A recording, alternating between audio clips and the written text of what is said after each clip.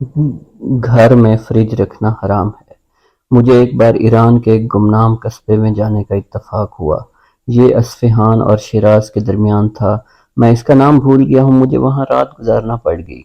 मैं ये जानकर हैरान रह गया, पूरे कस्बे में फ्रिज नहीं था। मेज़बान ने बताया, हम खुराक को फ्रिज में रखना गुनाह समझते हैं। मैं हैरान रह गया। वो बोला, शाह ईरान के दौर में हुकूमत अवाम को फ्रिज खरीदने की तरगीब देती थी। किस्तों पर टीवी और फ्रिज मिल जाते थे। पूरे शहर ने फ्रिज खरीद लिए। हमें चंद दिन बाद एहसास हुआ हमारे दिल तंग हो गए हैं। हमने फालतू खाना फ्रिजों में रखना शुरू कर दिया है।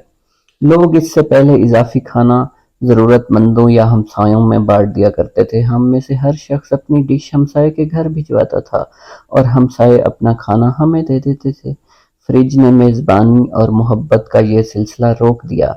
हमारे इमाम साहब ने एक दिन पूरे शहर को इकट्ठा किया और फ्रिज को हराम करार दे दिया। हुकूमत ने बहुत जोर लगाया, लेकिन हम लोगों ने अपने फ्रिज बेच दिए या फिर अपने दूर दराज के रिश्तेदारों को दे दिए। वो दिन है, आज का दिन है, हमारे कस्बे में फ्रिज वापस नहीं आया। मैंने पूछा, इससे क्या फायदा हुआ? वो हंस कर बोला, बहुत फायदा हुआ। हमारे पूरे शहर में कोई शख्स भूखा नहीं सोता। लोग पेट भर कर खाना खाते हैं और बाकी खाना किसी न किसी मस्कीन, हाजतमंद या भूखे को दे देते हैं। हम लोग हमसाओं में भी खाना बांटते हैं। यूं पूरे शहर में कोई भी भूखा नहीं सोता।